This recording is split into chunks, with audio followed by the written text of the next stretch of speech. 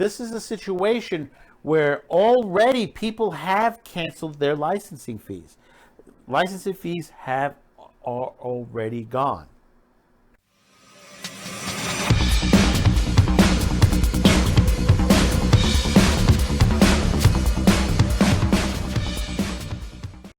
Now let's go across the pond to the BBC.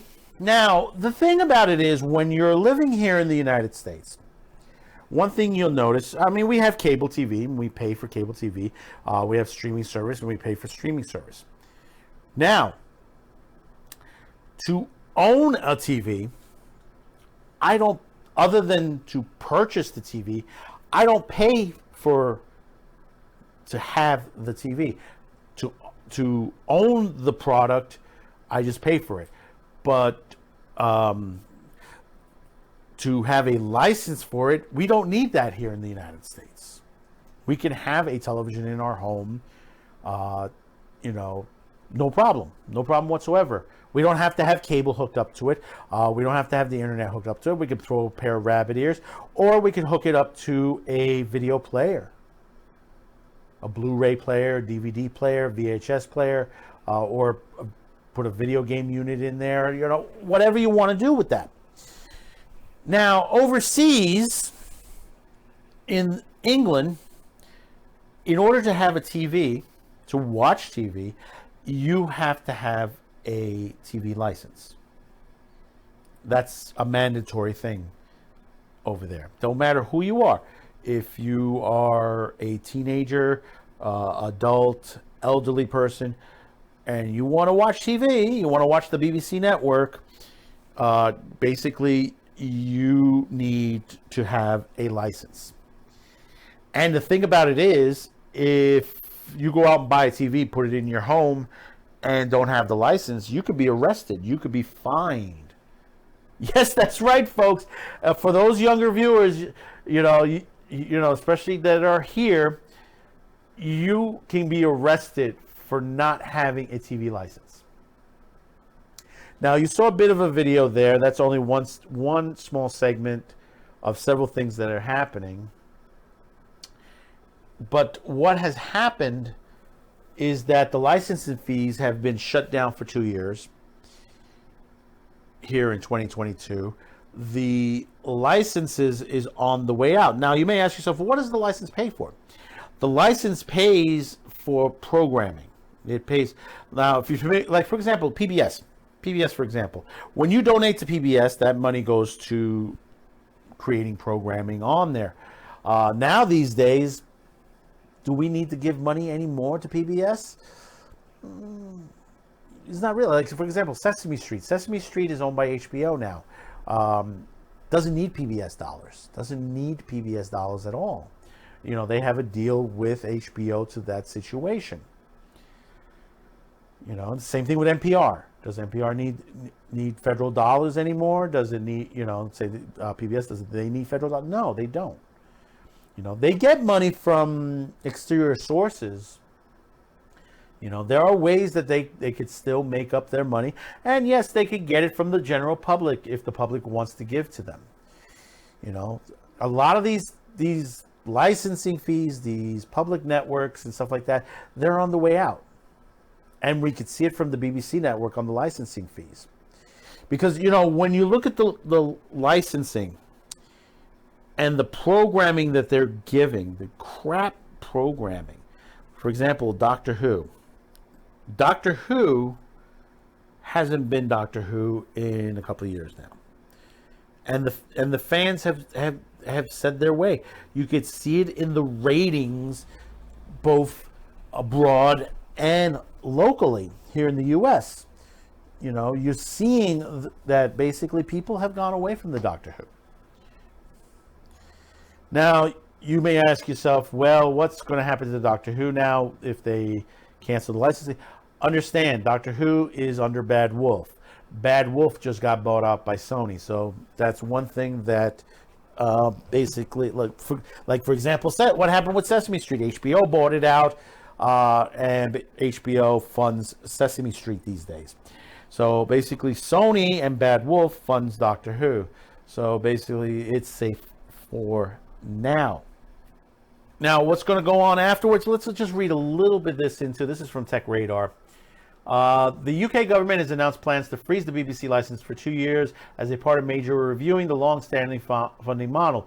Cultural Secretary Nadine Dorries told Parliament that the fee will remain fixed at £1.59 until April of 2024. That's over $200. That's over $200. Think about that for a minute. You're paying over $200 to the BBC when it will rise in line with inflation until the current Royal Charter expires on December 31st, 2027. In a way, that's meaning that basically they're phasing it out. At the point, Dorries hinted that the government hopes to have negotiated a new funding model with the BBC by then. First introduced in 1946, it is annual.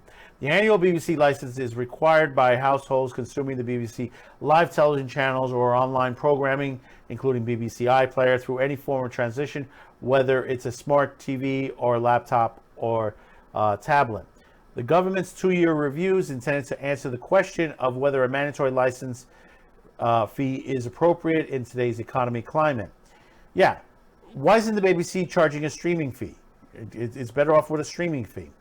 But if the licensing fee had indeed scrapped altogether by 2027, then what might be the BBC funding model look like in the future? You know, they have three possibilities: subscription-based funding, advertising, or direct government funding. Could the licensing fee stay in place at all? Of course, there's a chance that the license fee may remain in place after the expiring Royal Charter in 2027. Don't think so. 5 years is a long time. A lot could change before the 2027 endpoint. There could be a new Secretary of State for Digital, Cultural Media and Sport, a reshuffle of the government departments, or a different acting government altogether.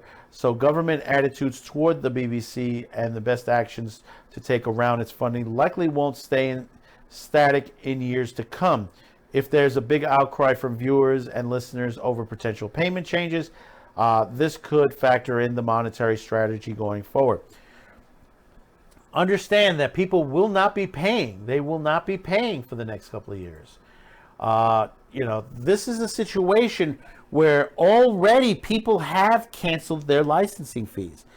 Licensing fees are already gone.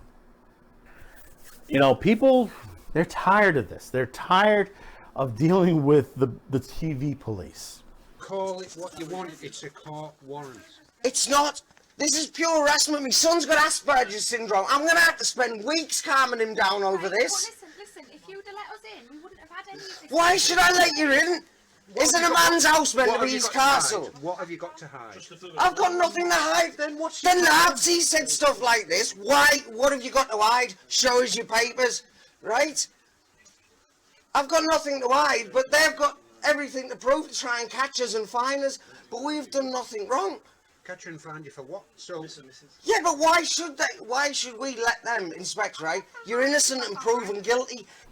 The knock on the door. There have been many jokes on many of the BBC sitcoms of the TV police.